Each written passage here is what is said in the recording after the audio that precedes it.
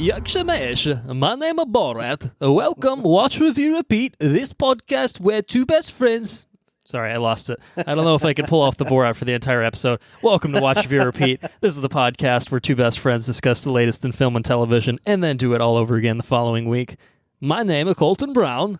No, it's not. Well, actually, I can't do it. I won't even try to do it. It's all right. I won't ask you. My name is Colton Brown, and joining me is Andrew Meadows. I'm sorry, Borat voice is just going to come up throughout the episode. Fair warning. Has to be done. We're covering Borat on this episode. Can you guys tell? How you doing?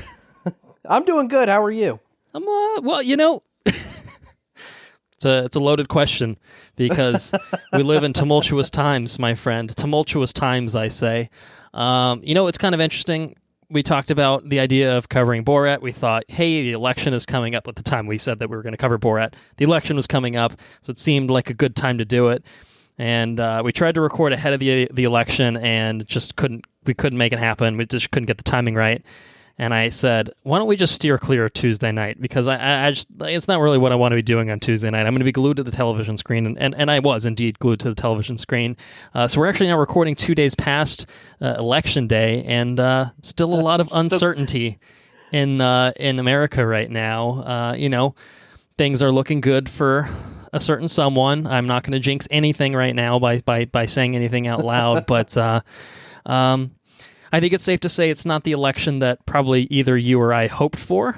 That's probably not a hot take. No. And it's certainly been an illuminating one, I think, overall. And so we are obviously not a politics podcast, although some may accuse us of dipping into that territory occasionally too much. I don't know, but it's a big deal. It's a big deal. The election's a big deal, right? It is a constitutional right to vote. Gotta exercise your civic duty, and I know you did. I did as well. And so we had our voices heard. Unfortunately, as we speak, Bugs Bunny is busy sawing off Florida. We do know that much. It's I don't know. I mean, where to even begin with it is kind of what I would say about it. So perhaps we shouldn't really get into it too much right now, but what's your quick take on the election before we maybe hopefully steer fairly clear of it for the remainder of the episode? Although my opinion about this election is no matter who wins, doesn't matter which side wins. When the leader of the United States discredits, sows uncertainty and a lack of faith in our election process, I think it causes serious problems, and I think we're going to continue to see these problems every 4 years. Every time we cast a ballot now, every year something's going to be rigged, especially if one side wins or loses or whatever. Didn't you know it's not rigged if a certain party wins, but it's rigged if they lose? That's correct. How it works. I mean, that's the standard moving forward. Before we even started, if I lose, it's rigged. He said it. Yes. Yeah. Yeah. I mean, everyone saw this coming. Literally, everyone saw the playbook. Like the playbook was like given to the opponents in advance. Like it was given to the media. Like this is the playbook. And then when the playbook finally, was put into effect, it was just like, who could have seen this coming? So, yeah, you want a spicy take? You know how we could avoid all of this, right? Is just abolish the Electoral College. Hey, someone's ahead by almost 4 million votes as of recording right now. Who right? could that be? And that's another thing altogether. Like I got into this discussion at work. Like he didn't win. We all know that he didn't win the popular vote in 4 years ago. He didn't win it.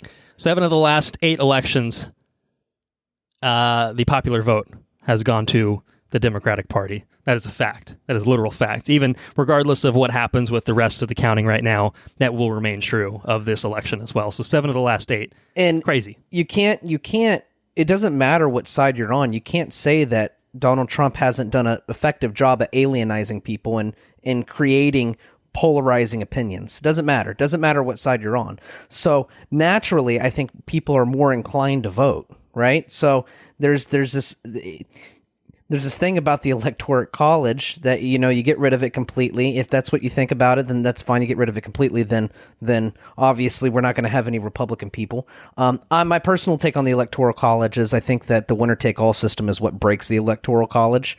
I think that's it's horseshit. because it doesn't acknowledge the fact that other people voted. But that aside, I think that the election system is permanently, or not, maybe not permanently, but seriously, it's just, I don't know. It's caused a serious disservice to the way we elect our officials.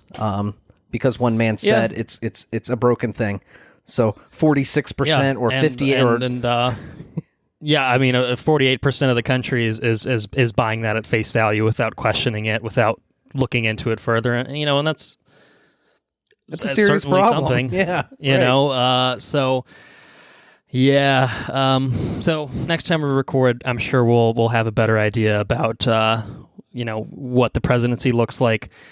The Senate is kind of a little shaky right now. I think Georgia is going to end up being the Democrats' last hope, and then the House, Democrats retained that, although I think they lost some seats, and that was surprising to many, myself included. So I think that's kind of the quick snapshot of the election. Maybe we'll leave it there for now. Certainly this is not the last time we'll be talking about any individuals that are prominent in politics right now, given what we're covering. But yeah, it's something that we can't ignore the elephant in the room or the donkey. We can't ignore either of them in the room. And so we kind of, it's worth talking about. It's a serious thing, and we may not know things. We may not know who the next president will be or will continue to be for maybe even another day or two, potentially, just depending on how things shake out. I mean, maybe Pennsylvania, knock on wood, Pennsylvania gets their vote counting together quickly by the end of the night, and that's that.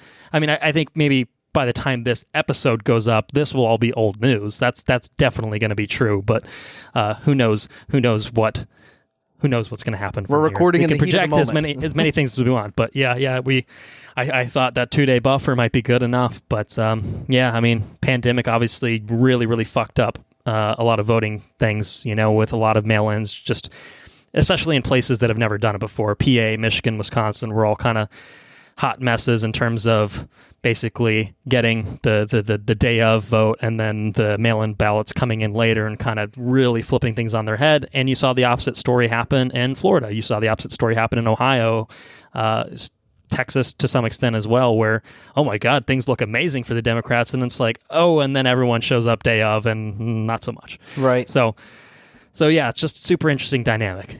If all these votes, which are, as far as we know, completely legitimate, no evidence to suggest otherwise, other than the word of one man who is not notorious for lying. Oh, hold on, let me plug in a Borat joke. He is notorious for telling the truth. Not,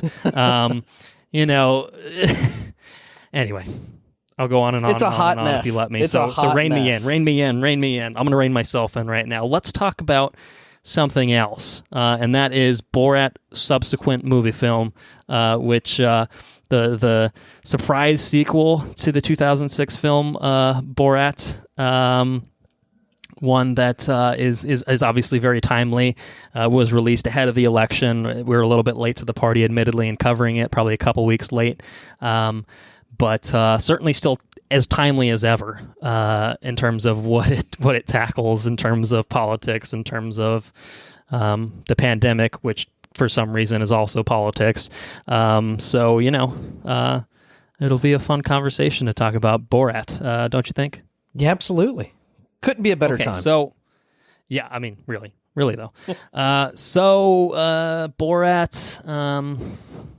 You didn't really have a fun fact. I think was the gist of our pre-episode conversation. That's it. I'm coming in light. Just finished the movie. As did you. As did I. I watched it in one sitting, not two, as you did, which was your proposed fun fact. But yeah, I'm coming fresh off it maybe 40 minutes ago as of recording this. So I'm coming in with the hot takes later. So be prepared. I had a fun fact that I figured I would throw out as an alternative to your mostly non-fun facts. I'm not throwing shade or anything like that. It's no surprise. I mean, Sacha Baron Cohen is kind of the mastermind behind Borat, the character, and I think that this film particularly has a lot of voices in terms of who wrote it, shaped the film into what it is. But I think like the first Borat, they shot hours upon hours upon hours of film, and then they put it together into what the movie that it was. And I think the same is true here, where you shoot a bunch of shit, you go through it, what plays the best, what's the funniest, what is going to work the best, and you end up with a final product. So there were a lot of things left on the cutting room floor, and I think most interesting is that Donald Trump himself does not appear in this film other than the animated film references and he doesn't directly appear in this film. I'm sure he appears in a photograph somewhere at some point, but that's pretty much it. But apparently Trump and Trump Jr. were originally set to be in the film, and there were scenes that were filmed that had them both involved. I don't know what the circumstances were, but those scenes were cut. So they are not in the film at all, which I find very interesting. It just seems like if you can get something with those two in it, it seems like that would be ripe material to put in the film. So interesting. So yeah, there's a couple other things that were cut, and I'm sure there are things that maybe will come out as time proceeds. But yeah, I thought that was kind of interesting.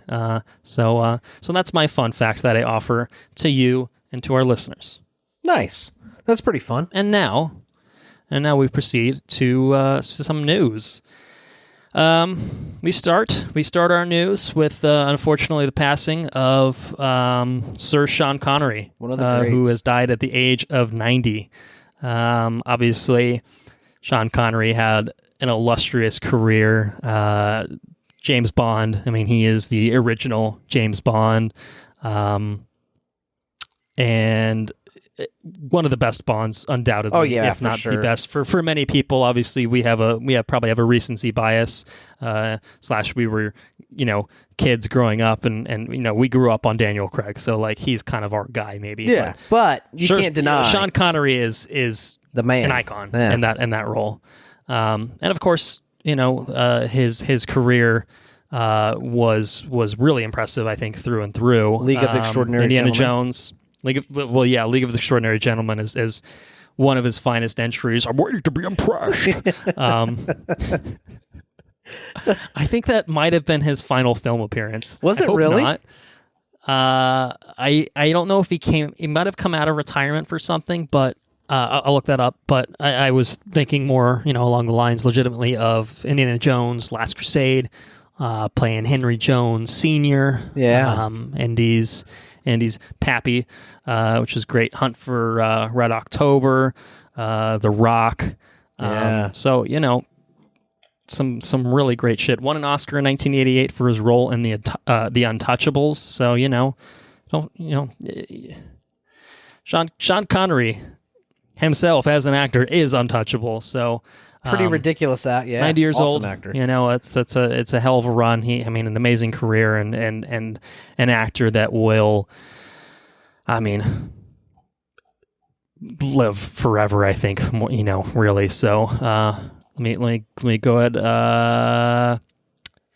Okay, so 2003, The League of Extraordinary Gentlemen. Sean Connery played Alan Quatermain, and then the next credited role that he has is 2012 Sir Billy as a voice role, and Ever to Excel as the narrator for a documentary. So his last on-screen role is in fact The League of Extraordinary Gentlemen, LXG, live action, and let's just say we were not impressed with that one.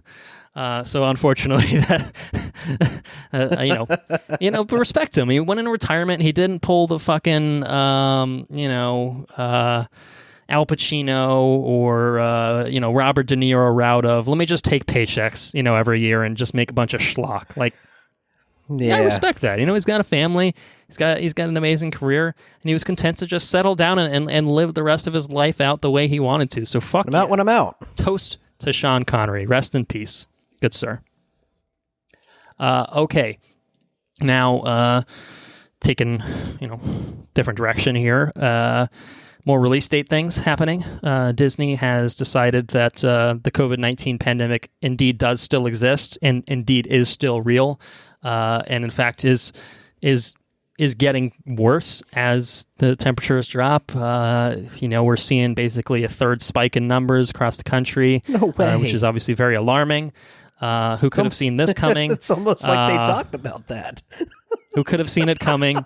There's just so many things that, Maybe the fucking scientist. If only there was some body of work where people dedicated their lives to like examining this type of thing and like projecting what could happen in the future.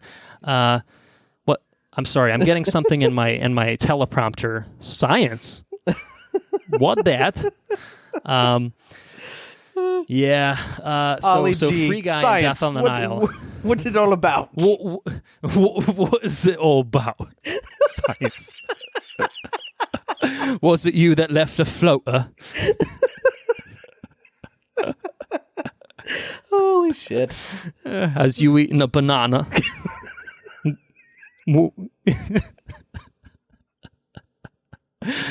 Sacha Baron Cohen is amazing. Well, that'll probably be a theme that gets echoed throughout this episode, but Total the man genius. is brilliant. He's a brilliant man.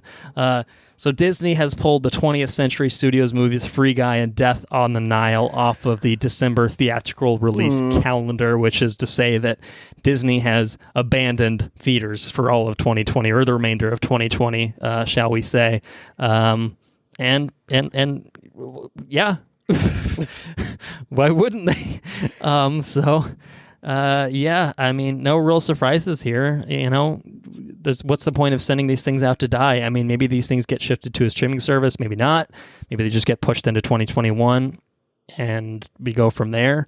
But again, no surprises. Yeah. It's getting worse in the wintertime.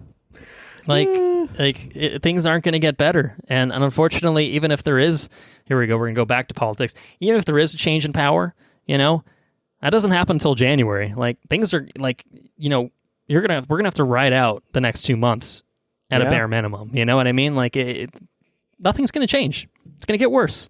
I know that we don't believe that science-y shit or whatever, but like, they know what they're talking about. It's not a hot take. I don't know. It's just bizarre. I don't know. I don't understand. I don't understand denying science. It's one of, there's certain things that I'll understand and I'll be like, fine, I disagree with you, but I still understand where you're coming from. I truly don't understand. This is not one of them. I truly don't understand. The Earth is not flat.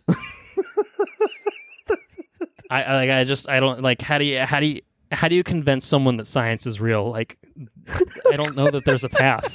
I don't know that there is. Like, I'm like, I don't. You should be born into it. You should have. I'm not sure what conversation I can have with you that will convince you that science is real. So anyway, that's that.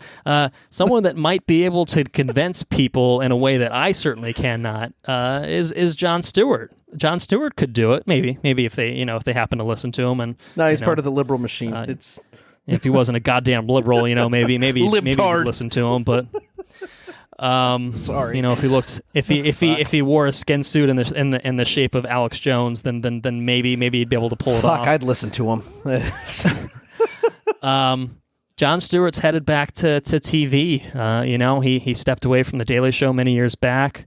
And he's kind of made guest appearances on shows kind of throughout the years, but I feel like the world's been kind of missing something without the biting sarcasm and wit of a Jon Stewart, and so after 4 years of these past 4 years, whatever you feel about them, Jon Stewart is ready to jump back into the fold and say a few things about current affairs, and his show is going to be exclusive to Apple.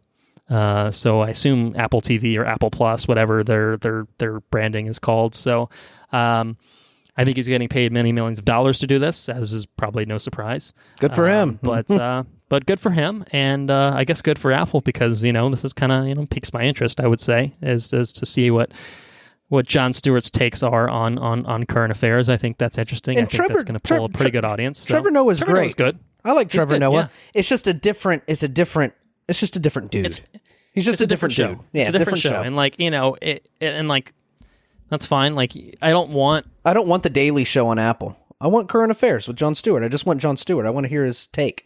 He's just a different dude. Yeah. And I enjoy listening to him talk. Yeah, and I think it's good that, like, you don't have to have Jon Stewart clone, taking over the Daily Show. You know what I mean? Like, you got John Oliver going on HBO. He's not Jon Stewart. They're obviously probably in similar wavelengths in terms of what they're thinking about and commentaries and what they're going to think about certain things, but the delivery is different. And Trevor Noah's delivery is very different than a Jon Stewart, and is very different from a John Oliver. Is very different from a Sam B. So it's nice to have all these kind of voices out there, and maybe we can bury Bill Maher and forget about him. That would be great, but we'll see about that. But yeah, Jon Stewart, Apple, it's happening. So that's some news for you. Last bit of newsy news for this episode is that Assassin's Creed is getting another live action attempt. It went so well the first time that they thought, why don't we do this again? However, this time it will be happening in the form of a Netflix live action series. So maybe that bodes well. Maybe that's a better option than a weird Michael Fassbender movie. Which, to be fair, I never actually saw. I never saw it. Nope. I did play the video it looked games. like dog shit, but and I did. What's? Go ahead. Yeah. Go ahead. No. You go ahead. I've played, I think, the first 3 or 4 Assassin's Creeds. How many Assassin's Creed video games do you think there are? Gosh. In total. I guess there's probably like some portable spinoffs and stuff like that, but like even just mainline titles, just like, what's your guess? I think that there's probably at least I played 1, 2, 3. So I'm aware of 6. How many are there? All right, so let's just count main releases. Okay. 1, 2, 3, 4, 5, 6, 7, 8, 9, 10, 11, and 12 will be releasing very soon. So Valhalla is coming out very soon. And that's not including 1, 2, 3, 4, 5, 6, 7, 8, 9, 10, 11 non-main releases. Christ, they've gotten every last drop into that franchise, haven't they? So, yeah, it's been a almost yearly release since 2007, with the exception of 2019, the one year where we did not get an Assassin's Creed game. Incredible. So which one was the last one you played? I want to say the last one that I played was Revelations. That is one, right? So that was, I think that was 2011. That's old Ezio Auditore. Okay, so you haven't played this franchise in 9 years, so you're a little behind the curve. I guess technically I played Black Flag, which was the Pirates one. I do remember Black Flag, I just didn't play it. Okay. Is that the one where he's a Native American? No, I don't think so. I don't remember which one that one is. He is a Native American. It's about a Native American. I played a little bit of that, but I never beat it. Yeah, okay, all right. I don't think that's that one, but I know what you're talking about. I know that's. I think that might have just been 3. I don't fucking know, to be honest. I don't fucking know. There's too many of them. There's a lot of them. I was correct. Yes, it was 3. Connor has half Mohawk. So there you have it. 3, 2012. So 8 years ago. Anyway, you have some familiarity with the early stages of the Assassin's Creed franchise. Basically, it's kind of taken the direction of like, let's just drop it in different settings. So like they've been in Egypt. They're going to like Norse. With Valhalla. I don't know if they're doing. Yeah, they're doing Valhalla. I don't know if they're getting weird and supernatural with it or anything like that. But anyway, do you think that a live action Netflix series could work? And if so, would you be willing to watch it? Like, okay, so I think it could work depending on. I mean, I don't know what kind of things they're going off into in the other thing, but in the original games, it was, I think, the Animus or something like that. It scanned your body. Yeah, and modern day shit. You're way out in the future, and they could read your DNA or some shit, and tell you how your ancestors lived and where they lived and what they did and all this different stuff. And it was the Templars versus the Assassins. I can't remember the name of their people, but they're but the Knights Templar is like this bad group, and then the Assassins are these good guys, and it played real fast and loose, like with apparently humanity came with from some of these. Eden was like like a slave capital for humanity, and the humans break free of it, and that was the first. Those were the first assassins or something. I don't know, but it was pretty cool. It was pretty cool, and it was sci-fi, and I was into it. Yeah, I think it could work depending on how you do it, I guess, but there's a lot of, you'd have to really refine what you want to tell, because there's a lot of, I think there's probably a lot of shit that you could do. So you'd have to really refine your story, and it had to be told in a proper way, I think.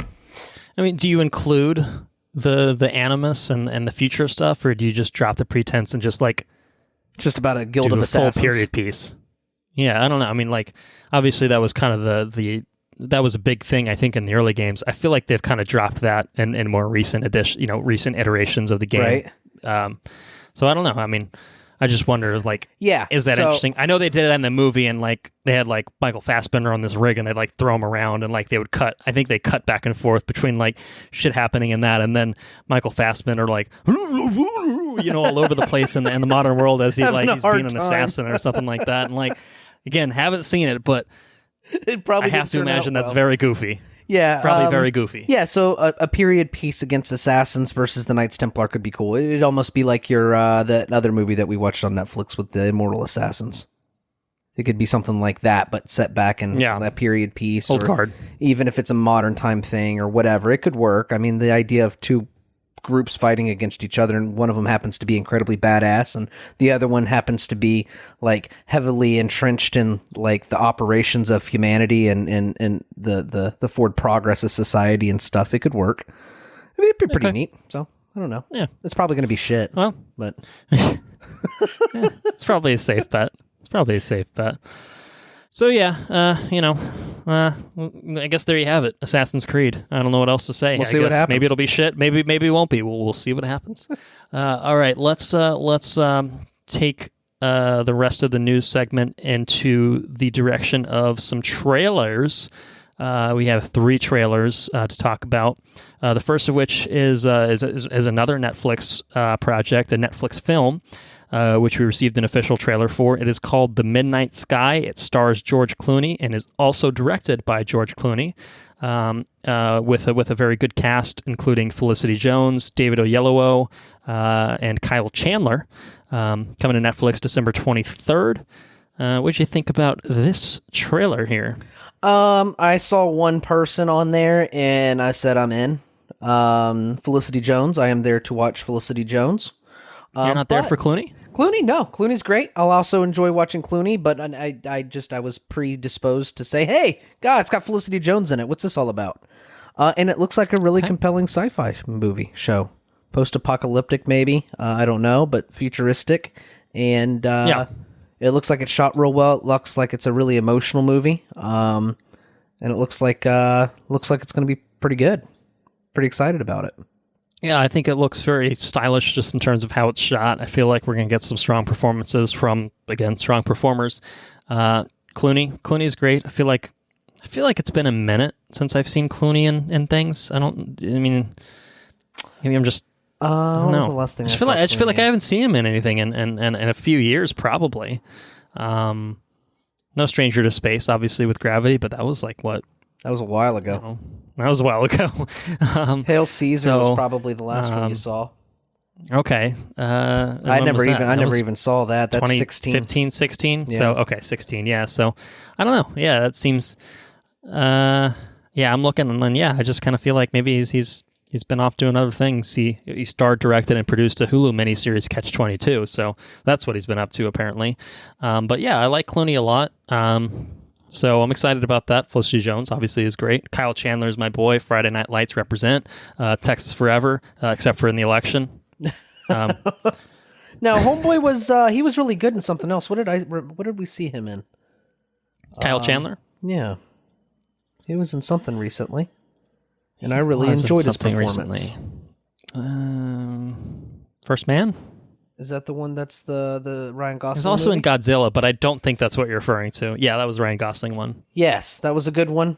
And it was Godzilla, fucking Godzilla. I remember him in Godzilla too. Yep, he's cool. I like him.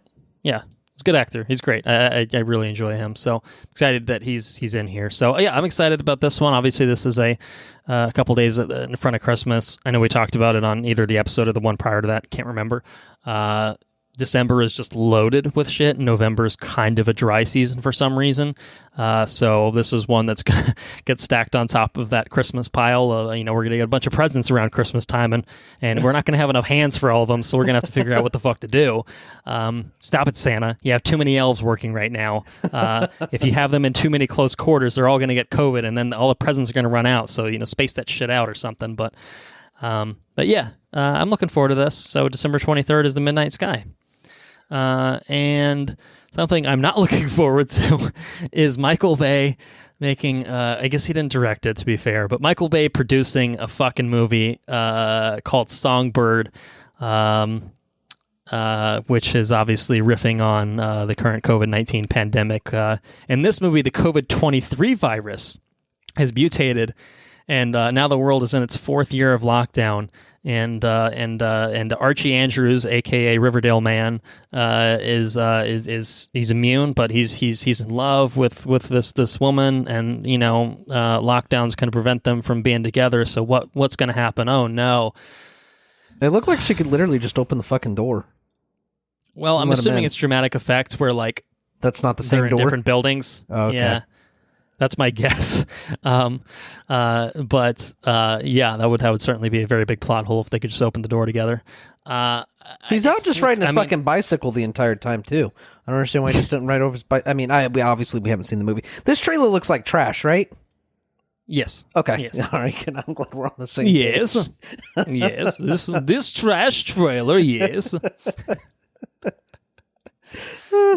Yeah, looks like, I don't know. I'm not about it. So I just, it's too soon. I mean, what are you doing? I mean, fuck off with this shit. It's not over. The pandemic's not over. No. Stay at home because it's going to mutate. You can't release a pandemic movie that was made during the pandemic before the pandemic is over. Nonetheless, it's about the fucking pandemic. It's a COVID-23. And it's not even we're in a far-fetched reality, and this is totally different. It's you just took the thing and just made everything worse about it. However, if you take a gander at the YouTube comments, I made the mistake of doing that, and you get some comments from people that explain why Trump got 48% of the vote. So I'll leave it at that. Really? I'm gonna just while we continue to talk, I will take a quick googs. Quick note about Songbird, which is to say a quick note of why we should say fuck this movie, is that this is a movie that had a short 19-day shoot in which the production crew managed to not follow the COVID-19 safety protocols and making a fucking movie about their fake pandemic. So what are you doing? And what are the people in this fucking movie doing? Riverdale's got Riverdale. I don't know who the girl is. Demi Moore is kind of washed up these days, fine, but Bradley Whitford, what are you doing? What are you doing? Craig Robinson, what are you doing? Peter Stormare, okay, I know you take a bunch of shit roles, but what are you doing? So Robert says it best 6 days ago. This would be like releasing a 9/11 movie between the planes hitting the towers. Between the planes hitting and the towers collapsing. That's what Robert said. Yeah, basically. Yeah, I mean, obviously the pandemic's a little longer in terms of duration, but yeah. 2 words: predictive programming. Conditioning. There you go. There you go. We're being mind controlled by Michael fucking Bay. Of all people, we're feeding into it. Well, Michael Bay leads Hollywood, don't you know? Oh, I thought that was China. Could be China. No. It's Michael Bay. Last trailer. We got to move on. Last trailer is for something I think that we're probably a little bit more hopeful about and a little bit more prone to enjoy. The Lego Star Wars Holiday Special has received an official trailer. This is coming to Disney Plus this month, just a couple weeks away, November 17th. Got Rey, Finn, Poe, Chewie, Rose on Joyous Feast on Life Day, and there's some sort of plot MacGuffin device thingy that brings characters from the past into the sequel era. So it's Lego, obviously. It's silly. It's out there and wacky and intentionally so. And I want to know what you thought about it. I thought it looked heartwarming and fun, and I don't want to have anything that Songbird's given me. I just want this. I agree. And so this is yeah. You can call it predictive programming if you want, but I just want to watch something that makes me feel good, and I think this will make me feel good. I think so too. Some good old Star Wars fun. We're getting some Star Wars goodness on a different sort of front. On Disney Plus as well, which maybe we'll talk about a little bit later. But yeah, this is like good fun Star Wars. Like great, I love it. And this is like the one thing in November. It feels like that's coming out in November. Like what a concept that we could put things out in November. So, maybe this is even something we end up covering. I have no idea how long this is supposed to be. I don't know if this is like feature length or anything. I'm guessing probably no more than 90 minutes, but yeah. Hey, desperate times, desperate measures. If nothing else is coming out in November that's really piquing our interest, then why not poke our heads into the Lego Star Wars holiday special? I guess we'll see. But yeah, I think this looks like a lot of fun. Obviously, a lot of the voice talent we talked about previously is coming back. Some of it obviously is not. That was very clearly not John Boyega. He's pretty done with Disney, I gather. Which fair enough. But it sounded like we got Daisy Ridley in there. I know maybe Kelly Marie Tran, I think, is back as Rose, and it might have been your boy Oscar Isaac. It sounded like him, or at least sounded very close to him. So yeah. it might just be him. I assume it's probably just him. But so yeah, that's the Lego Star Wars holiday special. Maybe that wasn't Daisy Ridley. I don't know. Maybe I just confused all my British people together. Who's to say? So anyway, that's that for the news. And that brings us to a very nice movie film called Borat Subsequent Moviefilm, which was released exclusively on Amazon Prime Video just a couple weeks ago, late October. Written by, and this, I think this has to be a watch, review, repeat record for the most amount of writers on a single film. Written by my count, 8 writers. Peter Bainham, Sacha Baron Cohen, Jenna Friedman, Anthony Hines, Lee Kern, Dan Mazer, Erica Rivanoja, and Dan Swimer. Directed by only one man directing, Jason Woliner. And it stars Sacha Baron Cohen as Borat Sagdiyez and newcomer Maria Bakalova as his daughter Tutar.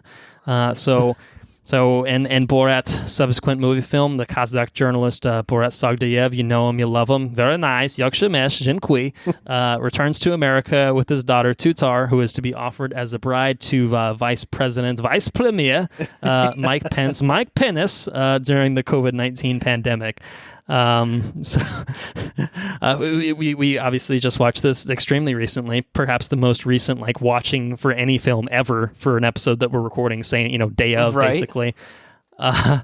So we have some immediate thoughts, I'm sure, and I gotta know. Well, let me backtrack ever so slightly. I apologize, listeners, for leading everyone down a path that I'm now diverting from. When's the last time you watched the 2006 Borat film? Fuck. Have you seen it since 2006? I don't think I have. Maybe 2007? I haven't seen it in a long time. Okay. Yeah. Did you revisit? So I did rewatch it. It was interestingly enough on Amazon Prime through the end of October, and then it got pulled, and I'm like, that seems like a bad contract negotiation. Right? You have a 2 to 3 day window where people can watch both of them on Amazon with their with Prime basically, and I don't know how much it is to rent it or buy it, the first one at this point. But I got in before the lock. I did revisit the first one. Some of it holds up. Some of it's still very funny. Some of it is it's all very offensive, and it's intentional. Directed sort of way, and intended to be clearly in jest, but yeah, some of it was pretty oof, in retrospect. But it's still an enjoyable film, still holds up, I think, for the most part. And it was interesting to revisit it so many years later, when we're a little bit older, our sensibilities are a bit different. Certainly, I mean, I think no secret. I think Borat was very popular back in 2006 for both you and myself, and I think we both really, really enjoyed it. So that's how I felt about the first one, and I know you enjoyed it. I'm sure your memory is that you enjoyed it. Very fondly, yes. So now, steering back to the subsequent movie film, 2020, we're getting a new Borat film, a Borat sequel, and how did it land for you now? Okay, so I think that my sensibilities and what I find humorous may have changed as I have aged. There were things that I found very funny in this movie, but it was hit and it was miss.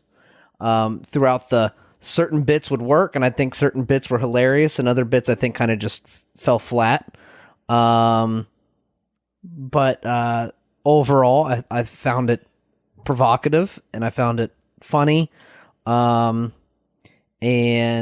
yeah, like I said, where I think I was constantly like holding my stomach when I first watched the original Borat movie, like I was just in pain because I was laughing so much. Every bit landed, and I thought it was absolutely hilarious. This one, like I said, it was hit or miss. But it was incredibly timely. I will tell you that. Yes. Yeah, I don't think anyone can dispute that. Yeah, very, very timely. It illustrates. It does a an interesting job of I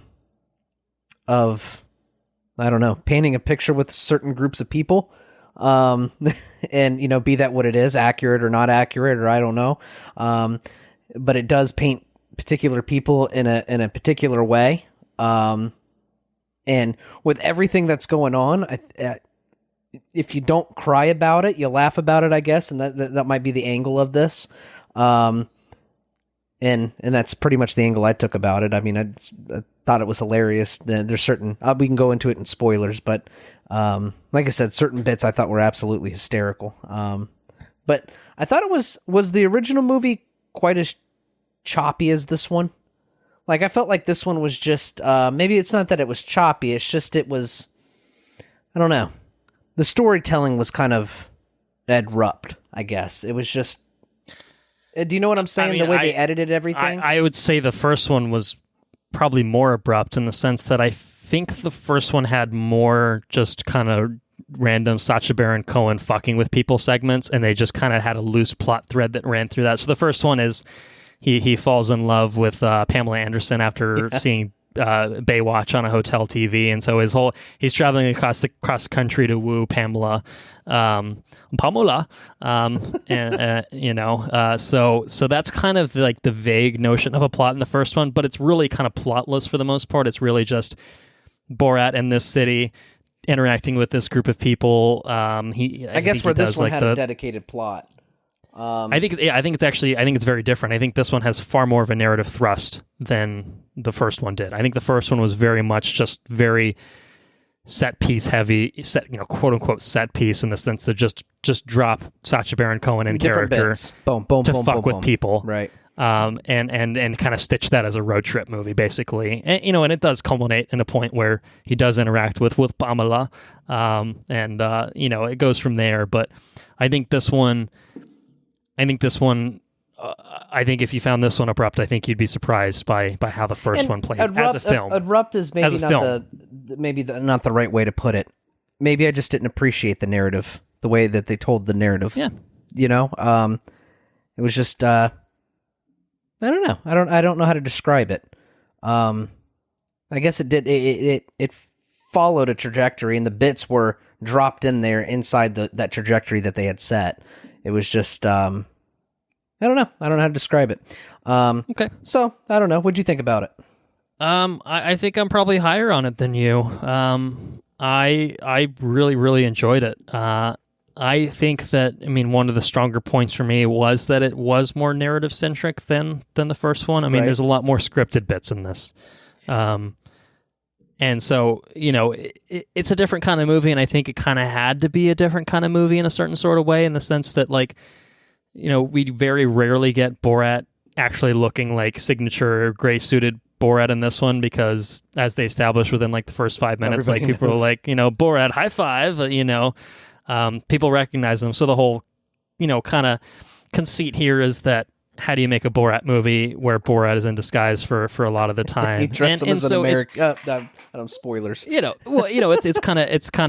It makes for a different kind of movie. Like, the first one is very much haha, funny foreigner, coming in and like, I don't understand American ways, and it's just like that, and it's like, it kind of has the same endpoint of like, let's get people in America to say and do some seriously fucking insane shit. You know what I mean? Yeah. Like the first one was just like, there's like a scene with like a bunch of frat boys from, I think, South Carolina on a bus, just like basically saying like slavery should come back. And it's just like, he's obviously egging people on to like say shit like this, but like, you don't say shit like that unless you feel a certain sort of way, right. To begin with. And so that's kind of what he does, is he manipulates it in a sort of way, in the sense that like he guides them. He brings it out. He's pushing them. He's pushing them, but he's not making them do anything. He's just letting it, let it come free. And it's almost interesting because like back in 2006, it's just like, yeah, Bush is president, but like it's a very different landscape. Now it's like white supremacy is like the norm. It's like that's accepted. Like fine. And so. God damn! Like, what's the shit? No, I agree with you, and I'm not trying to make light of anything. Obviously, I'm sorry if it comes across as such, but it's just kind of like, it's such a different complexion that this movie takes on because of the how the world has been for the 14 years that have elapsed since the first Borat. Like there was some seriously outrageous fucking things that happened in that. He did that one show, the America show, whatever that was called, where he got some congressmen to say some seriously fucking racist shit, of their own willing accord, in front of a camera, to be aired to people, actual people, and somehow they thought that was a good idea. Like Jesus, it's here terrible. It's like it's playing on those similar notions and doubling down on them. Like he's not doing it necessarily, and like he has to do it, and he has to coax it in a different sort of way, because people will realize, oh, this is just Sacha Baron Cohen as Borat fucking with us. But he still manages to ensnare some big high profile people, and I think it's absolutely brilliant how they used his daughter. Yes. She was incredible in this movie, and how they used her to coerce people into saying shit. I mean, that was kind of the move, was like, okay, you can't do proper Borat, and like just regular Borat, like straight up Borat doesn't work. Because the gig is up, so you bring in Tutar, you bring in this kind of nobody, actress to play this character who now fills that role of, no one knows who I am, so I can get away with whatever the fuck I want to do. And I think it's awesome, because I think the dynamic of these two is what drove this movie for me. Sure. And obviously, like, the narrative is very much centered around the father-daughter relationship, which I think worked pretty well in terms of how that played out. But I think that the moment-to-moment interactions, the stuff that made like the first Borat so wildly funny and successful, I think it's not as prominent in this film, but when it is there, it is. It's really good. It is funny. It's very funny. It's cringe worthy, and it's just you kind of like you're watching with your mouth agape, just thinking, oh no, oh no, on multiple occasions I was just like, oh shit, what's coming? Oh god, and we'll talk about it. We'll talk about it in the spoiler section. There's some I think spots the that ultimate. really shine. Yeah. Yes. I think some of it works better than others. I'd agree with that. But I don't think any of it didn't work for me. But I do think that the ultimate humor for me is most of these are just real people. Like that, again, like it's the same thing. It's like, sometimes you can't tell, like when people are in on it or not. Like obviously Sacha Baron Cohen and Maria Bakalova are in on it. They're the ones that are getting these reactions. But like there's a lot of people in here who are just like, oh god, this is real. Oh. Fuck. And those are the best. The ones that hit the best are the ones that you they're real. Exactly. They're genuine. Exactly. Yeah, those are I'd the agree. ones that hit the best. Yeah. Yeah. So, yeah. I mean, I think maybe this doesn't convince anyone that never, that doesn't like the first Borat. Like, I think it's very much in the same vein. But for the two of us who liked the first one, obviously back in the day, now, getting some new material, revisiting some of the same type of material and types of humor and scenarios, while adding a very topical lens to things. We're talking about politics, we're talking about Donald Trump, we're talking about Michael Pence, slip of the tongue. We're talking about the pandemic, we're talking about COVID-19. There's a lot in here that is extremely topical, extremely timely,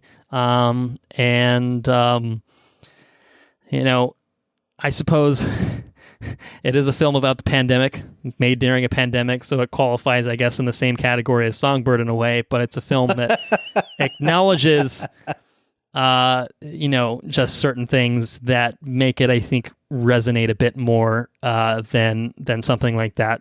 Something like that seems kind of tone deaf in its own way, whereas this is basically saying, how the fuck did we get here? In a pretty kind of blunt and pointed way, and I think an effective way. So I really, really enjoyed it. I was a big fan. Particular props are still owed, obviously, to Sacha Baron Cohen, who is brilliant, is magnificent. I don't know how he manages to stay in character through all of this shit. I mean, obviously it's going to be selectively edited, but I don't understand how he does it with all of his characters. At certain bits when he gets the reaction he wants, he'll laugh, Yeah. High five, Yeah. he has to emote because he just 4 more years, yeah. he gets a reaction. He's like, oh my God. And he has to. But he channels it into the character. Like, it's not like he breaks character. He's just like, he responds within character. I don't know. He's magnificent. Obviously, we sung his praises in Chicago 7, where he's just putting on some real dramatic chops to play, a real life person in that. But like here he's adopting a fictional character, but damn, if he doesn't just bring the same sort of energy and I don't know, grace to it, I guess. I don't know. And I think equal due is owed to Maria Bakalova, who no one knows. I think they auditioned like 600 people for that role, and she was the one that won it. And I think she's every bit Sacha Baron Cohen's equal in this. I mean, she's hilarious. And, I think this film could live or die on like the effectiveness of having Borat 2.0 or like Mini Borat or Lady Borat, that kind of character. Right. And she nailed it. I mean, she was great. I thought she was really, really wonderful. And, I don't know. I was so impressed with how they managed to pull her out of a hat or however they found her, because I think for me, she kind of sold this, and made it feel like, why do we need to do a Borat 2? What did we miss in saying? What do we need to add to Borat? And I feel like they hit on such a really, really interesting thing by bringing her character in there and adding a female perspective to the world of America as can only be told by Borat. I don't know. Very interesting. So yeah, all in all, big fan. I thought it was good. Thought it was quite good. Any other non-spoiler thoughts on your end? No, we can go in and just dive on the bits. Well, we first must talk about the recommendation. Oh, true. So 5-tiered scale recommendation. At the top is very yes, followed by yes, totally fine, and then shithouse. Where do you stand on Borat Subsequent Moviefilm? So I will probably this movie's definitely... Hold on. No, I got to cut you off. Okay. I'm revising the scale right now. Very yes and yes have officially been revised to very nice. So there you go. You don't have to do it. You don't have to do it with the Borat voice, but I couldn't pass up the opportunity when it just struck my brain. So there you go. Okay. New. We're all right. Now back to you. I would say that this, I want to preface it with, this is not for everybody. The humor is provocative, and it sheds a very non-glamorous look at different walks of life in America. I I think if you can appreciate the humor and what it brings out, and I think that there's brilliant humor in this, and in a I don't know if it would be ironic or what the word would be, what kind of humor it is, but yeah, totally awesome humor. I like it very much. I tried to watch it with Sarah. Sarah thought it was the stupidest thing that she's ever seen. Like, she just rolled over and went to bed. And I was like, all right, well, fine. And then I went to bed. That's why I watched it in 2 parts. I see. But yeah, so I would say that this is a nice movie. That's what I would say. That was my Borat impression. You gave it a gallant attempt. I'd give it a nice, is what I would say. Yeah, I think the humor's good. Every bit didn't quite land. I think for a very yes or a very nice ranking, I give it another shot.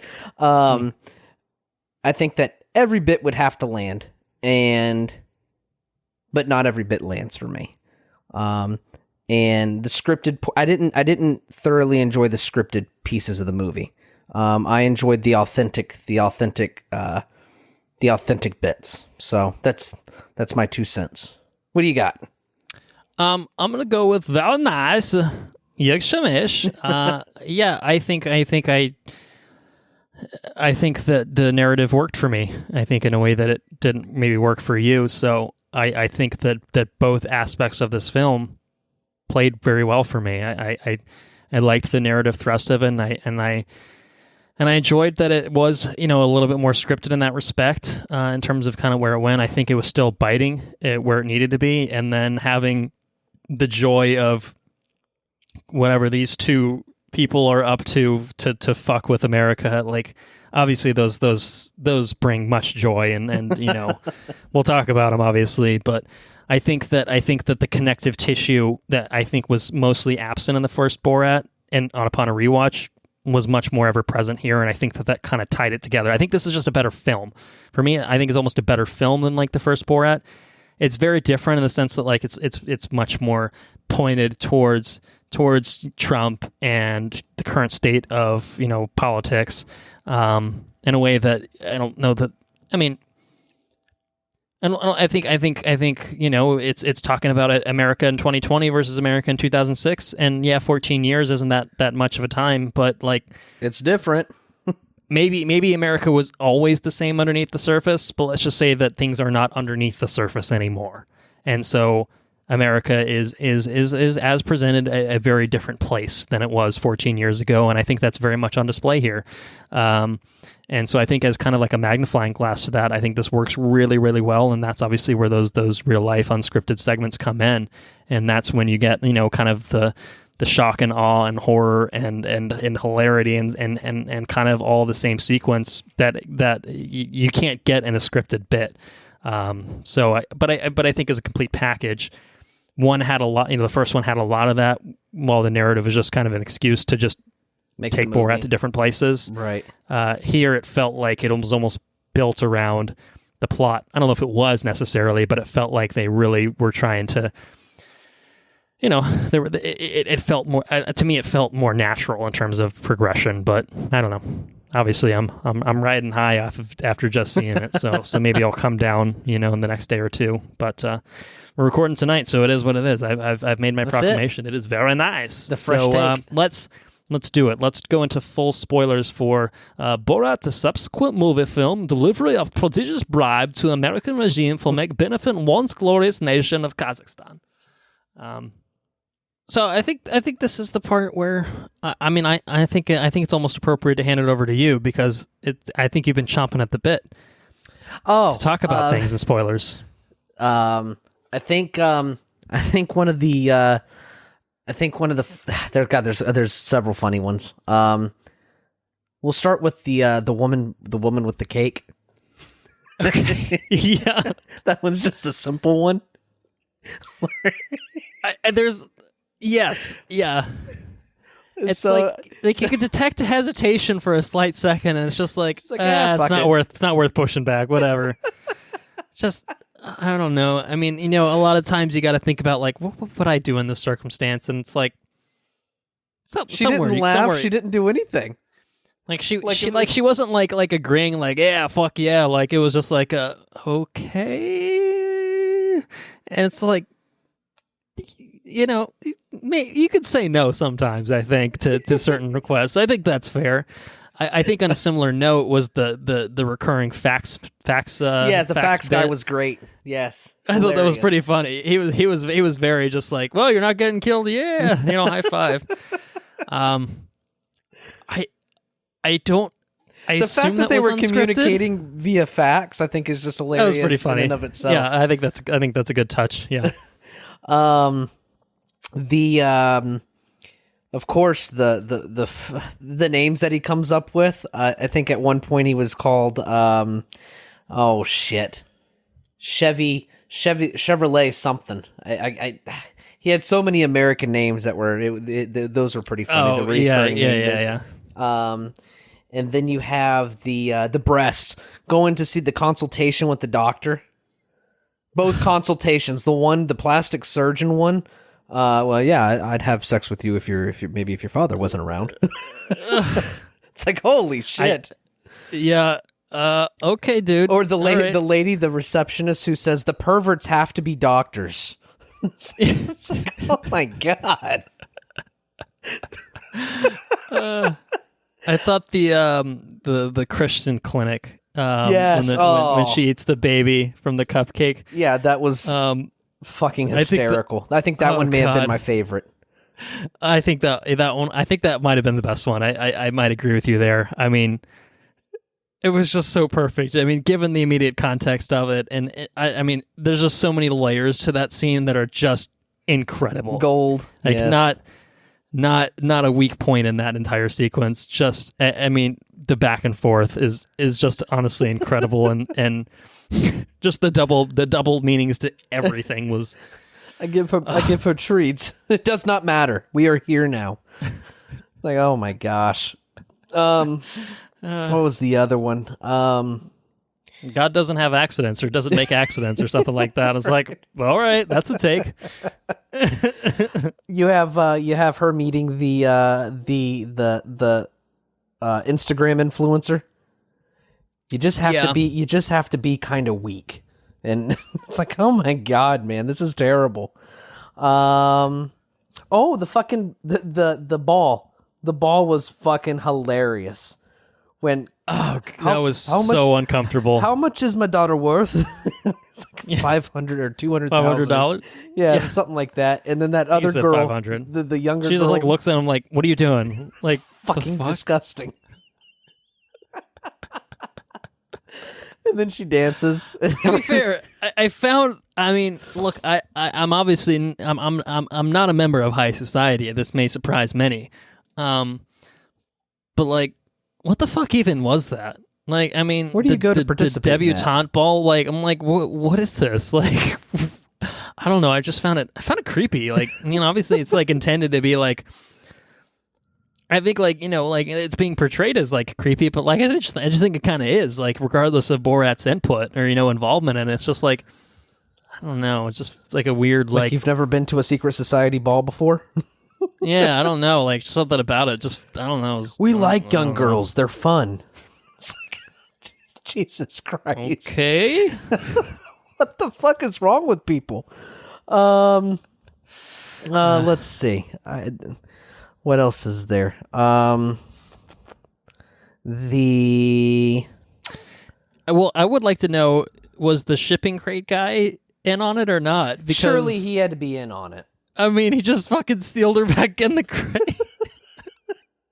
Surely he was in on it. And again, like, sometimes, like, it teeters the line, you know what I mean? Of just being like, oh, they have to be in on it. And then, like, sometimes they're, like, not. And you're just like, oh, like, and it's very clear to tell sometimes, like, the big names are not in on it. The rally sequence, like, those people are not in on it. Like, that's clearly a real thing that we can point to, just being like that. Or what happens fucking 30 minutes in, which I thought this was maybe going to be close to like the final set piece, was the CPAC thing with fucking Pence. Oh, yeah, where he runs in. That's a real thing. That shit fucking happened. It really happened. I mean, and that's like a real conference. So you know that those are people that are just like, they're like, not expecting this thing to happen. I mean, he fucking walks in with the KKK, robes on. I thought that was pretty fucking on point myself. Nobody says anything. What did he say? Like, I'm Stephen Miller. Sorry, I'm late.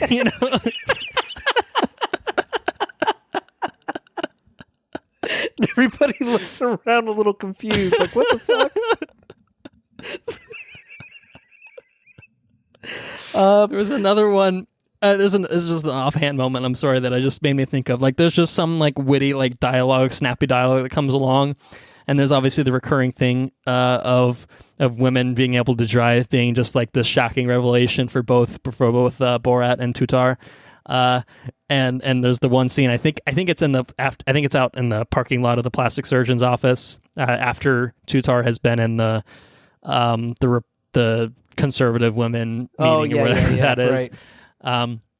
Where she's like, look over there, there's a woman driving that car right there. It's like, that is not the woman, that is Dog the Bounty Hunter. I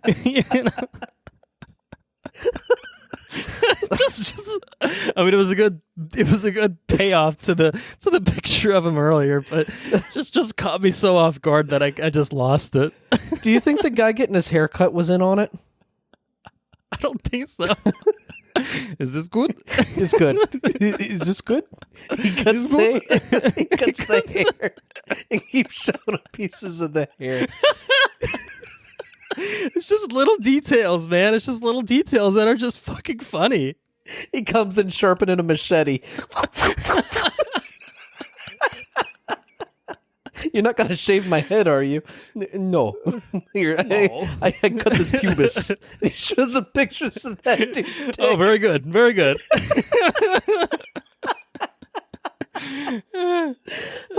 It's pretty funny. I did watch the rally with my jaw slacked. Just completely open mouthed. Well, I mean, there's one guy that fucking threw up a Nazi salute unsolicited at one point. Oh, yeah, he like blurred his face because why would we want to out a Nazi or anything like that? But like, granted, I guess they're all pretty much Nazis, aren't they? So I guess that's that. But man, yeah, how far we've come. Yeah, it's fucking terrible. Yeah, I mean that whole scene was like simultaneously horrifying, and that was like the equivalent of like actually probably even more, it was well beyond, I think, the college kids talking about I want slavery back. It's like, oh no, this is a mass of people that are just straight up happily embracing being Nazis, and let's throw Obama in jail, and or cut the journalists up like the Saudis do. Let's cut people. Yeah, let's cut journalists up like Saudis, and happily cheer along to this. Like, I feel like there was he actually did something similar in the first one. He's at a rodeo in Texas, and it's like talking about the war on terror. So obviously, again, it is political. Like and now that I think about it, in like the 2006 one, but it's like a more increasingly like radical thing to say about like, we support the war on terror, we support our troops. Then it's like, we should cut them all into pieces. I don't know what the exact dialogue is, but it's like, right. It's an escalation of just being like increasingly more radical and radical. Except you can actually sense that like the crowd is just being like, I feel a little uncomfortable with that. Yeah, right. Fast forward to now. He sings the Kazakh national anthem and gets run out of there. But like, yeah, but here it's just like they're just embracing it. There's no pushback whatsoever. It's just like, oh yeah, he's saying the things that we're thinking. Yeah, like that's the thing, and it's just it's terrifying, obviously, and like I don't know, it's insane. It's honestly insane. I mean, it's really fucking insane. It's fucked too. It's completely fucked.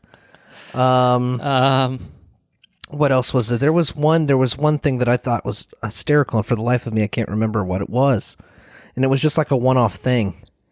Okay. Yeah, I don't know. It was just in quick exchange. Like, one of them that made me laugh quite a bit was when he's talking to the Jewish woman, and she's like, "Come here, give me a hug. Make love, not war." And he's like, "Oh, not too fast, gypsy woman," or whatever he says. Yeah. Yeah, I don't know. Oh, how can we not talk about the fucking babysitter, dude? Babysitter was on fucking point. She's the hero of the movie. I think she is probably Like, and her bits were funny, don't get me wrong, but as far as like, she was definitely the high point of the narrative for me. And I think most of that's unscripted too.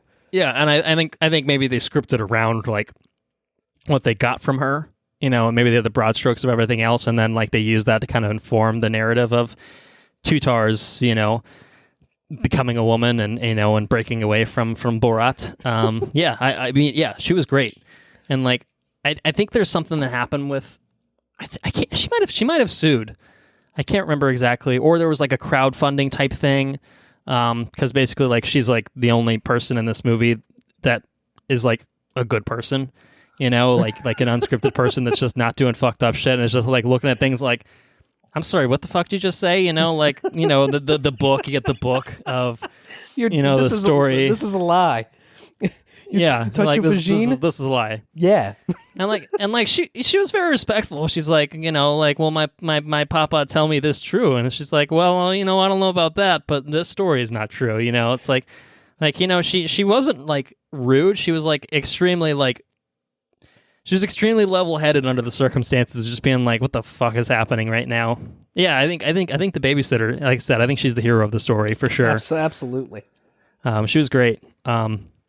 And I like that they came back to her as well with Borat towards the end, the ball and chain. God. Well, I think the last like big, like unscripted thing is the involvement of one Rudolph Giuliani. Yeah, okay. Which he's obviously one of the greatest lawyers of our generation. Him and Stone, Mr. Stone. He's a good lawyer. Oh, that was a good bit. When like they're trying to figure out like, oh shit, we failed at getting Pence, and it's just like here's the list of targets, like in jail. In jail. It's true. That was a good bit. That was good. That was pretty good. But yeah, Rudy Giuliani. Here's the big question. When he was sticking his hand in his pants, do you think it was to sexually stimulate himself or to tuck his shirt back in? You tell me. It's a tough call. It's a tough call. So I tell you what I think. I think that people are very quick to discredit what was going on in that room. I think there is a level of truth for him removing his microphone. At the same time, they took their whiskey drinks to the bedroom, and he removed her microphone, and he was allowing her to remove his microphone, and no sort of professional atmosphere would I ever go with somebody into a room with a whiskey drink after after I talk to somebody and lay on the bed and you know what I mean? It just felt grimy. I don't care what you say. Now, he might not have been touching his business and stimulating himself and everything else, but the situation as a whole, had it been allowed to proceed further, I don't know where play out. I won't presume to know where it would have gone, but I think the situation in and of itself is not right. Let's just say Rudy had an idea of where he wanted it to go. I would think that would be fair. He did ask for her name and an address and phone number or something. Address, yeah. I think maybe address and phone number. So I don't know what that was about, but it's to have professional correspondence later on. Is that what that was? Quotation marks. Professional correspondence. But I do think Mr. Rudolph Giuliani may have been a little grimy, just to say the least. Yeah. No, and he did get set up for it, but like he took the bait. Let's just put it that way. He did take the bait. She's 15 years old. She's too old for you. What do you say? My back hold nice and tight. I know things. I've been in prison. I know things with my mouth. I don't want you. I know. I do not want you. Who the fuck let this guy in the room? Look at this guy. Chaos. So yeah, that was the big one. That was the big get. Besides Pence looking at the Trump just costume. dumbfounded for like a full 30 seconds. Oh, the fucking Trump cartoon was great too. Yeah, the Melania one. Yeah. I thought that was funny. But I think that might be it. Aside from quick little snappy things that I can't quite remember. I think that's really it for probably the unscripted stuff. Trying Trying to think. There was something I wanted to talk about in terms of the scripted stuff that, I mean, Tutar's arc, obviously is a big one. Oh, the plot twist at the end. I think that's worth talking about.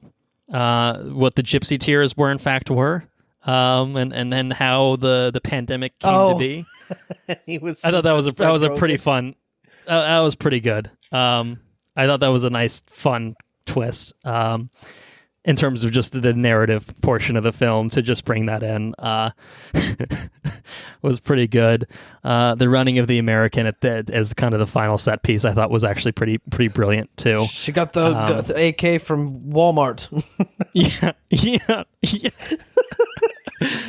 She killed Fauci. Yeah, Karen killed Fauci. Karen coming out with what it say "All Lives Matter" on her shirt. Like, good lord. I mean, it's a pretty good indictment of American culture and American society as it stands today. I it's obviously very directed. It's very pointed, and the two people that we didn't talk about the two people I stayed in lockdown with. Those two people are probably not going to like this film a whole lot. People that feel similar, have similar beliefs to those two gentlemen, probably aren't going to like this film a whole lot. But like, kind of just calls it like it is. Again, pushes in certain directions, but I don't think it was. I don't think those guys were scripted. But it's just like, it's bizarre because it's just like, if that was indeed unscripted, like, why did these two guys just like agree to have Borat come in and stay with them? Like, it's kind of it's kind of interesting, right? Like, let's have an obvious foreigner come in and stay with us, and like, all right, well, he's got lighter skin, so maybe that's a little bit better. But he's got an accent and stuff like that. Tanning booth. Yeah, the fucking tanning booth. If we were to what's the racist family? What color skin? What color skin should she have? Well, I wouldn't go beyond a 6.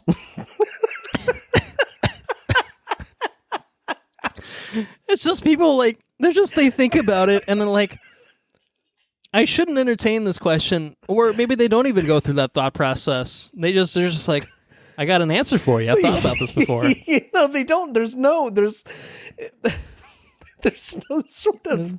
It's like not even like I'm gonna pass on that question, or she didn't laugh. I'd rather not she answer didn't do anything. If somebody asked me that, I don't think I could help but laugh. Like, what what type of question is that? Oh, it's fucked. Oh, it's so fucked. Yeah. They got to dig in at Facebook at one point too. I'm seeing that on Wikipedia, which was warranted. What happened there? The Holocaust denial Facebook page. Yeah. Oh, who else we forgot was Brian, the tech guy, who was born in the bathroom. I think he's figured it out. That was definitely unscripted. That's fucking hilarious. Can I go to the bathroom? We'll have to excuse myself. Oh, man. All right. I don't know if I have a whole lot else to say. I think we covered all of them. We've probably covered a lot of it in a very weird and random order. But like, I'm sticking with very nice. It's funny. I'm cracking up thinking about a lot of these things. It's just very funny, I think. Maybe I didn't watch it. I just, maybe I watched it at the wrong time because, as I sit here and talk about it with you. Well, it's pretty fucking hilarious. And not to, I think, you watch, I feel like, I think we're wired in a certain way. Like, you're watching it with Sarah. You want Sarah to like it. And when she's not liking it, it dampers your enthusiasm. And it's not to, like, speak ill of her. It's just, like, you naturally want to enjoy things together. And so, like, when it doesn't happen, it's like, oh. And I wonder, I mean, that's probably a factor, and it's not. Yeah, you're probably right. It's not to say that, like, this movie is necessarily better, but I mean, I just straight up watched this on my own earlier, and I was just like, it's pretty fucking funny. It's short, it's sweet, and it's funny. It's hard hitting and effective, and I don't know, so I think that's a factor. I'm not pointing fingers. Sorry, Sarah. I don't know if you listen. I'm assuming not. Anna doesn't listen either. It's fine. I'm talking to no one at this point. But But true, yeah, though. I don't know. But I think that's something to consider too. But yeah, I mean, I think it's got a lot of really great funny bits in it. So if nothing else, that holds it together to at least make it worth your hour and 40 minutes of time. You know, I don't think it overstays its welcome. Is what I would say. No, definitely not. You just have to appreciate the humor. The humor's unlike a lot of different things. I mean, it's specific. It's definitely specific, and so yes, not for everyone. I know you said that earlier. I don't think I quite said that, but I would agree. It's not for everyone, but certainly, again, two people that liked Borat, back in 2006, a little older now, feel a little bit different, think a little bit differently, but hey, still find a lot of Borat funny. still got it. Borat still got it, apparently. Sacha Baron Cohen still got it, and Maria Bakalova, maybe she always had it, but now we know that for sure. So hats off to the both of them, I think. So yeah, I think that about does it for Borat Subsequent Moviefilm. Yeah. And that brings us to the next question, which is, what have you been up to other than, maybe paying attention to some election results? You've been doing anything else to distract? Anything before that? Halloween weekend came and went. Anything exciting on that front?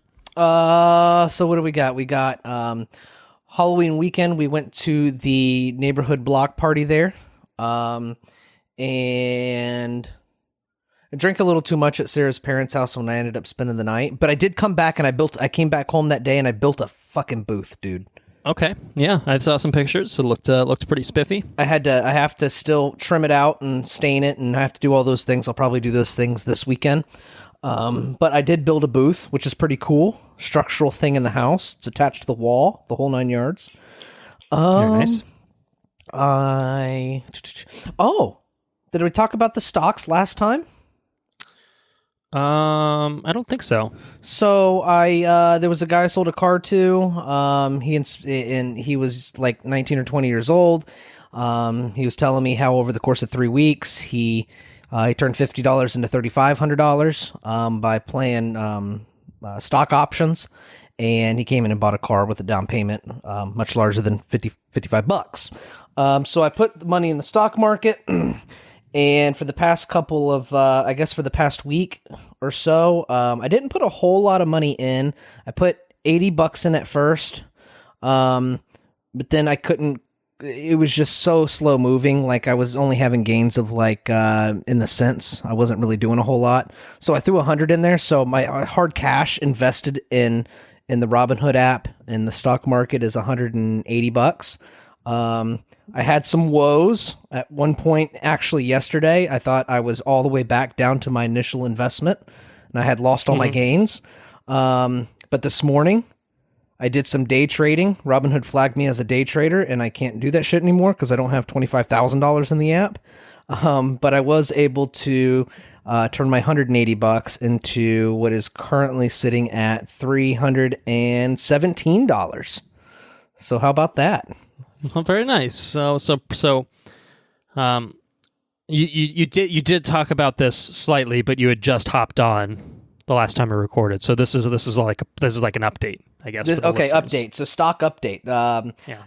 Do you think you had just put in 25 or whatever you'd put in initially? Yeah. So it was. I think it was an initial $80 thing. Okay. I put in $100 after a couple days of just seeing a couple cents. I couldn't buy what I wanted to buy. Anyways, so I've been playing a lot. I am not a financial advisor. I will preface this. I am not a financial advisor. Okay, I'm not telling you where to put money because I don't fucking know how this works. But there's an electric car company in China called NIO, and over the past year, its stock has risen 1,600%.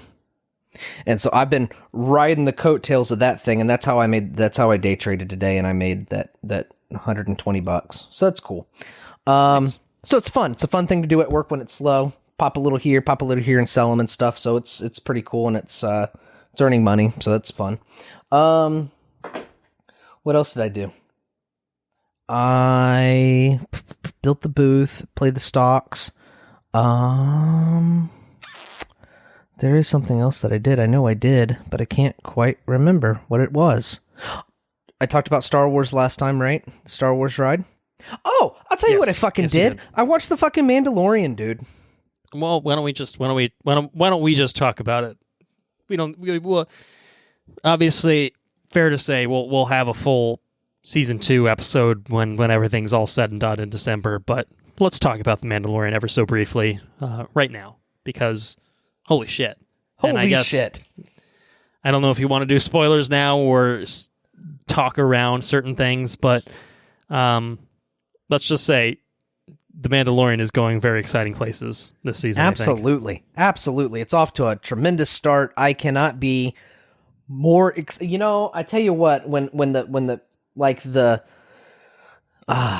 Star Wars intro, like with the C-3PO and the helmets. Yeah. It just made my fucking soul feel good. He's just locked in. You're ready for it. You're ready for it. For the first time in 2020, I felt whole again. Star Wars made me fucking feel whole. We lost so much shit in 2020 that should have made us feel great about ourselves and just feel good inside. But God damn it, if Star Wars doesn't do that for you, you know? It does. In this episode, it did not let down by any stretch of the very strong premiere. Yeah, very strong premiere. Man, it's fucking perfection. It was so good. The cast, which I don't know how far we want to get into it with like a non-dedicated episode, but the cast was stellar. The effects were stellar. The angles at which they expand the universe of Star Wars was fucking awesome. The Mandalorian continues to deliver excellent Star Wars, and in a vast many ways, it's more Star Wars than fucking Star Wars. If that makes sense. Yeah, it's certainly peak Star Wars for the past couple of years, minimally. You know, yes. So good. And it seems like, I think the first season was kind of content to carve out its own little section of the universe, relying on familiar visual language of the Star Wars universe while making new characters and stuff like that. And I feel like season 2 is going to merge that with some familiar players and getting into more specific lore heavy type things. And that's cool. I think that's very exciting. And we got a bit of that in that first episode alone, which, is very exciting. So we'll save that full conversation for maybe the Mandalorian episode that we'll record probably next month, realistically, or maybe early January, depending on when it actually finishes up. But something we did talk about, I guess, in news a while back was the addition of one certain actor from one of my favorite television shows of all time, Justified, and my boy Timmy Elephant did make an appearance in that first episode. No spoilers about who he's playing or anything like that. But fuck yeah, that was awesome. And the title of the episode and the fucking everything, I was like, oh, Colton's gonna eat this shit up. The fucking Marshal. God damn it, that was so cool. That was cool. It was very cool. Man. It was so cool. So we'll talk about that. To be continued, this conversation, I think. But hell yes, The Mandalorian. Everyone jump in on Disney+. Catch up on Season 1 if you haven't watched it. What are you even doing with your lives? Watch it again if you're so brave. You could watch it again. If you got time for it, yeah, absolutely. I wanted to do that, and I'm like, I don't have time for that shit. But we're only a day away from a new episode as well. So isn't that very exciting? So yeah. By the time this episode goes up, we'll be an episode out of date. I mean, come on. The election, Mandalorian, the two most important things happening in society right now. That's true. That's true too. The election. We did the election. I voted the day. I voted on election day.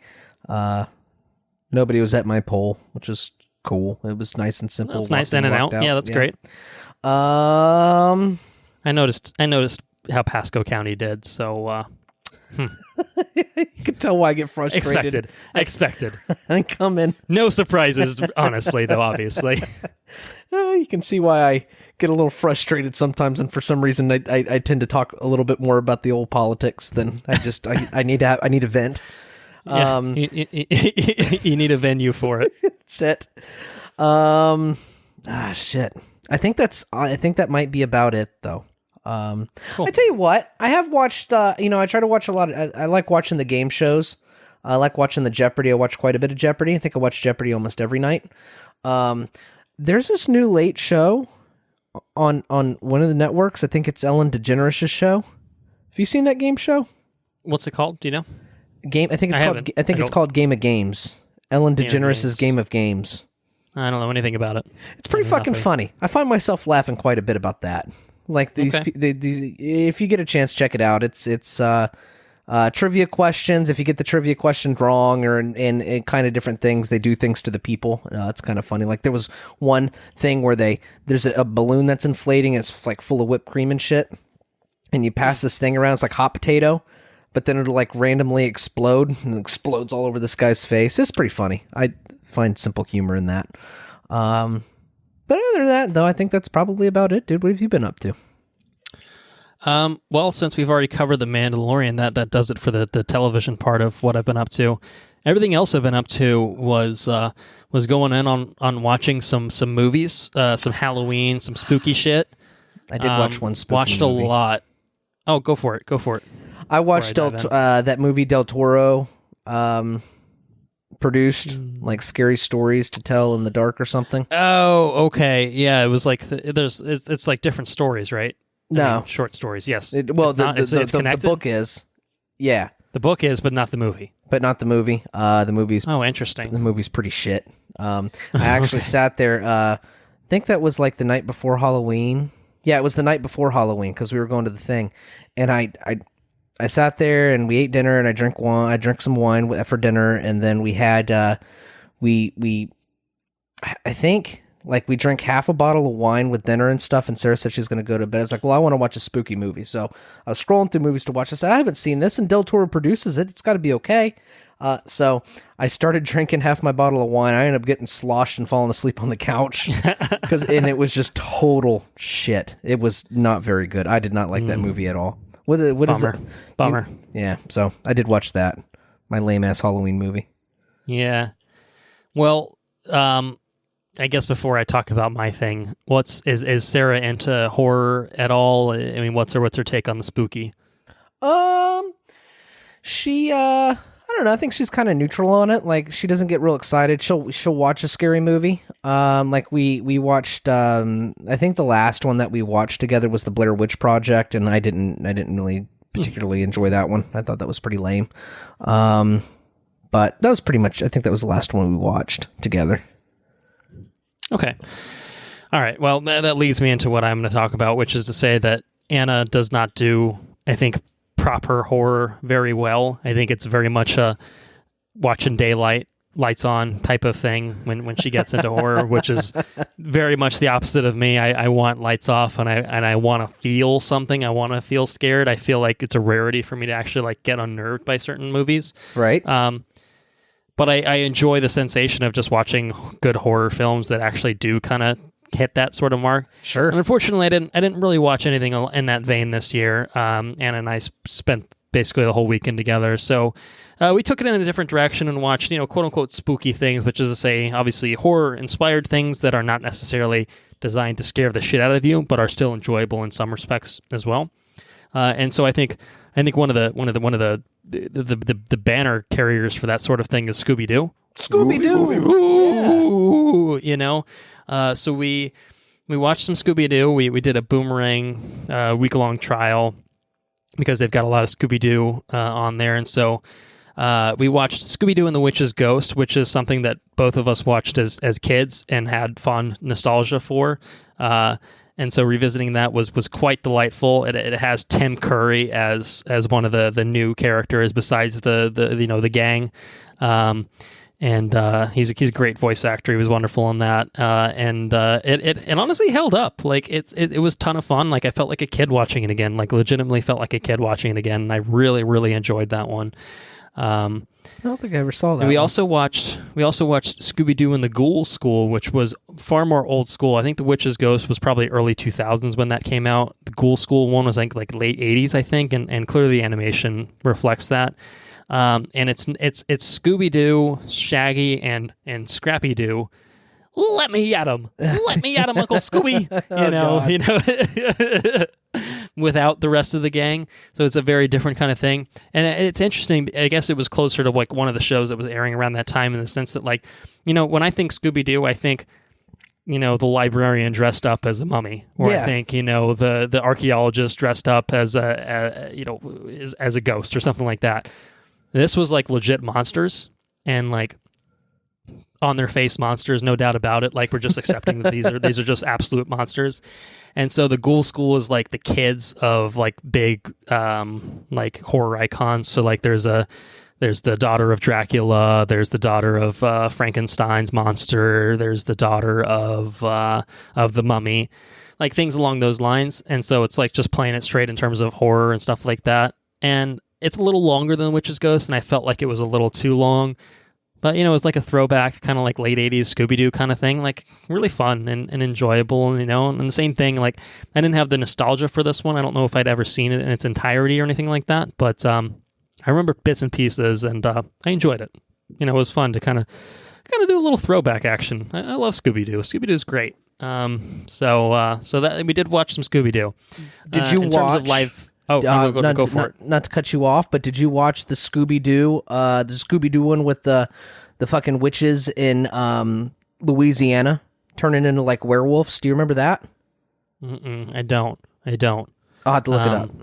You continue talking. Yeah, come back to me on that. Oh, Scooby-Doo and the Witch's Ghost features the Hex Girls. I don't know if you remember it. Maybe you didn't see it, so maybe that wouldn't trigger anything for you, but the Hex Girls were badass, and they got some badass concert songs that they play, and they're going to put a spell on you. Some good shit. Oh, yeah, okay. Anyone should check it out sometime. So while you're scoobing over there, in terms of live action stuff that we watched Beetlejuice with Michael Keaton, the great Michael Keaton, Alec Baldwin, and Gina Davis. Beetlejuice is a classic, Tim Burton classic. She hadn't watched it since she was a kid, and she said she was scared shitless as a kid because of the sandworm sequences in Beetlejuice. And I think she found that it was far less scary on a rewatch as an adult, which I think is very true, but it still holds up as a very, very enjoyable film with good imagery and some amazing sequences. Dale, you know, is obviously, you know, synonymous almost with Beetlejuice. And Michael Keaton is a delightful pervert. A phrase that I will not often utter, but he's hilarious and Beetlejuice as Beetlejuice. And so that was really enjoyable. Something I had never seen before that Anna had seen before as a kid, and another thing that traumatized her as a child that she wanted to revisit for some reason was The Witches. So this is based off of the Roald Dahl book, and we talked about the trailer for the new one. There was a new one that just came out on HBO Max with Anne Hathaway in it. There was previously an adaptation, I think, in the early 90s. I'm not sure exactly what year. So I watched that, and no tinge of nostalgia here or anything like that. I thought it was fine. 1990 is when this one came out. It's it's an interesting movie because like the new one is obviously much more reliant on CGI, whereas this one uses a lot of practical effects. It's got Angelica Houston, who plays like the Grand High Witch in it, and then Mr. Bean himself, Rowan Atkinson, plays like the hotel manager, and everyone else I didn't really know. It's got some good practical effects. I think it was the last film that Jim Henson worked on before his death, if I'm not mistaken. And so there's a lot of practical like effects to make the witches look like, you know, scary and spooky and gross and grotesque. And I think all that actually holds up pretty well in terms of the effects work. The movie itself is just weird. Like, I don't know, like a kid gets turned into a mouse at one point, and like that happens a few times throughout. It's just a weird fucking movie. Like, one of the main characters is like a mouse for half the movie, and I'm like, what is happening? I have no doubt like the book itself is pretty good and like probably plays pretty well as like a kid's book. I just don't know how adaptable it is. And I thought that like it was pretty solid like for like what it probably was, but not like amazing. And I think we're going to watch the new one, the 2021 at some point, but my expectation is it's going to be a much inferior adaptation. Just again, based on the trailer and like the over-reliance on CGI, and even just the witch design doesn't seem like it's as inspired or anything like that. So I'm not exactly hopeful. Last but not least, revisited the Rocky Horror Picture Show to pull on the Tim Curry thread again. I really like the Rocky Horror Picture Show. This was Anna's first foray into the Rocky Horror Picture Show, which obviously has its own legacy all to itself in terms of the midnight shows and everything attached to that. she enjoyed it. I mean, it's zany and wacky and totally fucking weird and out there. It's like inspired by like, 50s B-movie sci-fi and horror, and like it's got everything kind of slapped into one package, and it's super, I think it's really enjoyable as a film. Her kind of one caveat was like, she didn't think the music was that good. And I have nostalgia for this in the sense that I think a lot of the music is good, but I think the music is samey, I think, for the most part. And I think that maybe is where the complaint might be kind of valid, but I have a lot of reverence for the Rocky Horror Picture Show. I myself have never done any of the midnight stuff. I think that would be really fun to do. Probably not doing it anytime soon if I had to guess. No, but, probably not. But yeah, I think the Rocky Horror Picture Show, I hadn't seen the movie itself in probably a good 4 or 5 years. I think it holds up. It's just completely fucking bonkers. But Tim Curry is so good as Dr. Frankenfurter. He's just a sweet transvestite from transsexual Transylvania. I mean, what more could you ask for? How radical was that shit when that came out? That had to be crazy radical. I think so. I mean, I think that, like the final, almost maybe final set piece is like almost the entire principal cast dressed up in corsets and, and fish netting, like stuff like that. It's like, yeah, I think it was pretty radical back at the time, just having that out there and, embraced. Like, I think it probably did spawn a pretty good following, probably because it felt people like, oh, they're allowed to like put this out and mainstream. And like, I don't know that like this film had a lot of traction at the time it came out.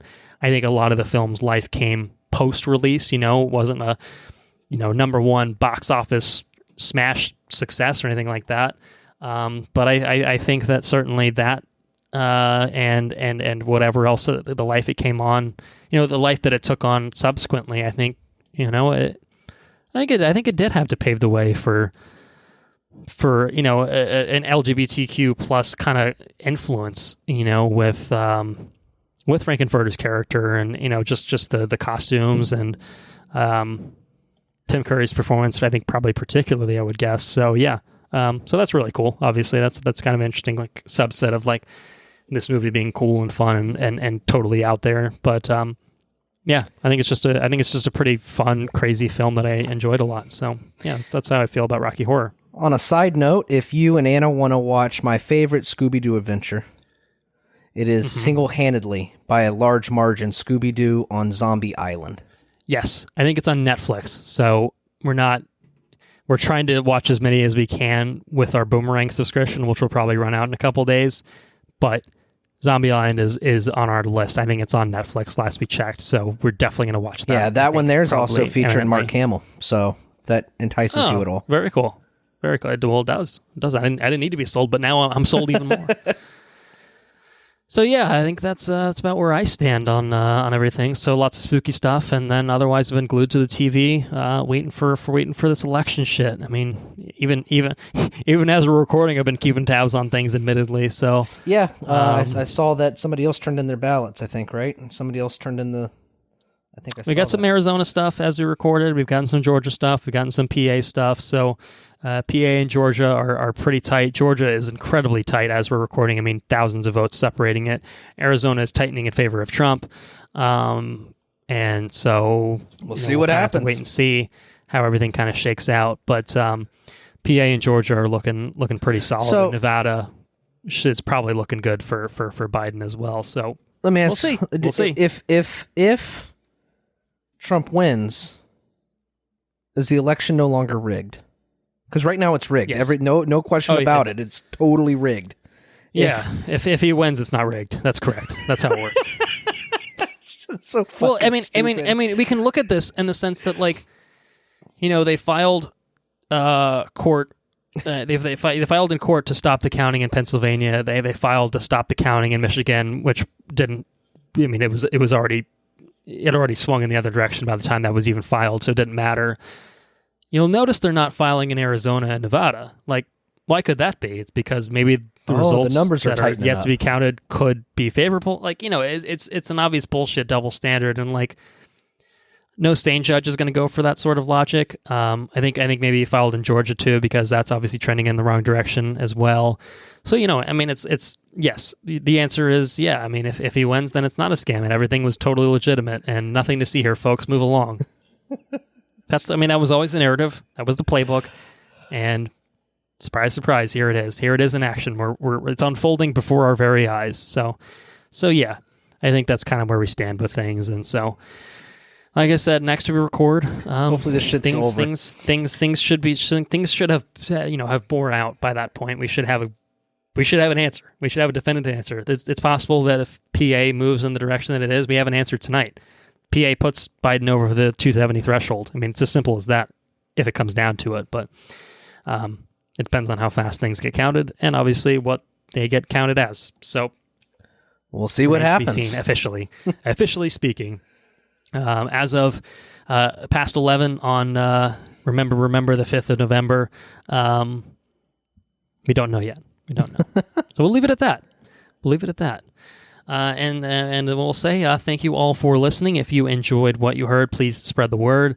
If you want to support us on Patreon, $2 a month will get you access to our forthcoming bonus episode on the Studio Ghibli 1990s era, as well as early access to all of our regular episodes. We are indeed close to covering Studio Ghibli. I think we set the November 1st deadline. That didn't happen. Blown right past it. But I have watched things, so we're close. We're closer than we've ever been. So that's progress. And so sometime in November, I think that's going to happen for sure. So patreon.com/watchreviewrepeat if you want to hop out on that front and join the fun there. Otherwise, if you want to check out anything that you need as far as your Watch Review Repeat needs are concerned, just head to our website, watchreviewrepeat.com. Like us on Facebook, just search for Watch Review Repeat. Follow us on Twitter at WRRPod. Our tweets will not be censored in the same way that Trump's are, because we're not making literal shit up because we can't believe that we're losing and we can't deal with it.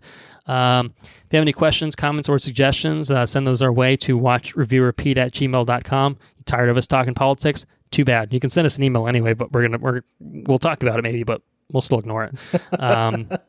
It's important. There's shit going on in the world. It's important to talk about. All right, stay engaged. I need to vent. Yes, Andrew needs to vent. He lives in Pasco County, for fuck's sake. Look at the vote totals there. I mean, what's a man to do? Look at me. Look at the Philadelphia County vote totals. I'm okay. I'm doing fine. So you clearly don't know what it's like, Colton. You have no idea what it's like. I lived in Pasco once upon a time. Intro and outro track is Mechanolith by Kevin MacLeod, Incompetech.com, licensed under the Creative Commons by Attribution 3.0 license. We don't have a next episode configured just yet. I guess we figure that by the time this goes up, it'll be a full week or so past Election Day itself. So November, again, is kind of... I mean, there's just not a lot that's really coming out besides maybe the Lego Star Wars, and even that's a little bit of a chunk away. So I guess to be determined is the answer in terms of like what's to come for Watch Review Repeat. But stay tuned. I'm sure we'll have something that'll come along, and I'm sure we'll have some good things to say. So until then, I will tell our listeners to be excellent to each other. Party on, dudes.